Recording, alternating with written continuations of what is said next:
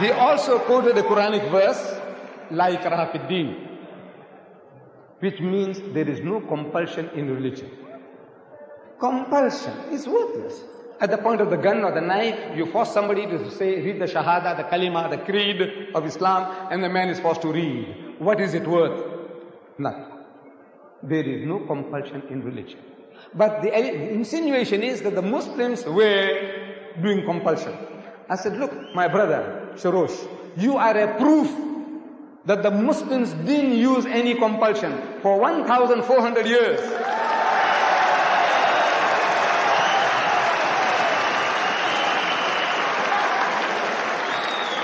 For 1,400 years, you and your other Christians, whom you now say number 14 million, they lived in our midst. In Egypt, the Muslims have been the overlord of that country for 1,400 years. For a few years, the French came. For a few years, the British came. But overall, for 1,400 years, the Muslim has been ruling that land. And yet,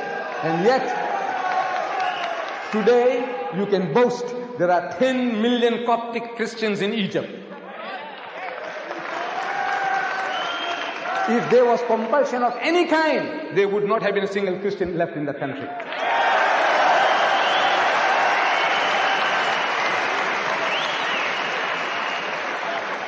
The Muslims ruled Spain for 800 years.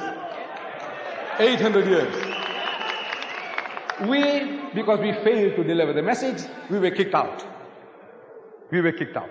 Shame on us. We didn't fulfill our obligations.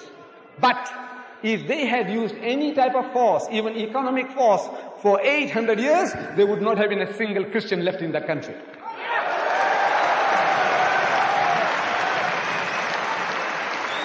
We Muslims, we ruled India for 1,000 years.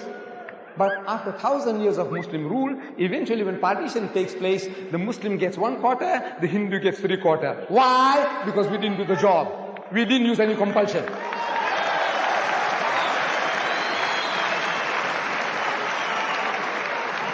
And which Muslim army went to Indonesia? Which Muslim army went to Nigeria? Which Muslim army conquered the east coast of Africa? Which Muslim army? Today, the Britisher and the American, he's coming towards Islam. I want to know what sword? What sword? What sword is the Muslim using?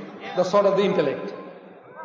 George Bernard Shaw, he said, if any religion has a chance of conquering England, nay Europe, within the next 100 years, so that religion is Islam.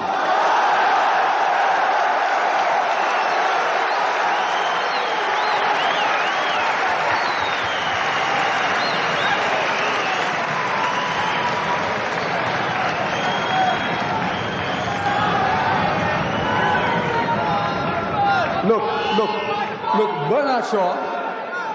Bernard Shaw had the foresight, he could see. But we Muslims, we have failed Islam. Wallah, we have failed. We have failed. We haven't made a start yet. We believe. We say we believe, but we have not made a start yet. This is our problem. The destiny is ours. Wallah, it is ours. Allah says, لِيُزْهِرَهُ عَلَى الدِّينِ كُلِّهِ. He has given you a deen, a way of life that is the master, overcome and supersede them all, bulldoze them all, whether it be Hinduism, Buddhism, Christianism, Communism, Judaism, everyism.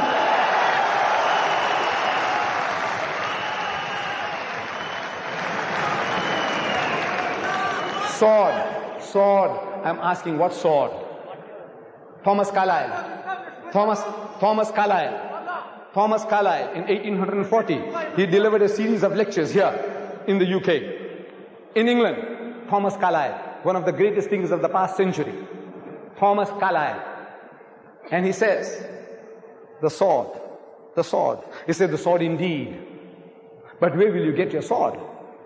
He said, every new opinion at its beginning is precisely in the minority of one. In one man's head alone, there it dwells as yet. That he take a sword and try to propagate with that will do little for him. He said, first you must get your sword. And how do you get your sword? Through the intellect, through reasoning. Udu ila sabili rabbika bil hikmati. Allah says, invite all to the ways of thy Lord with wisdom, the sword of the intellect of wisdom. Wal maw'izatil hasanati, and with beautiful preaching. Wajadilhum billati ahsan, and reason with them in the ways that are best and most gracious. This is the sword.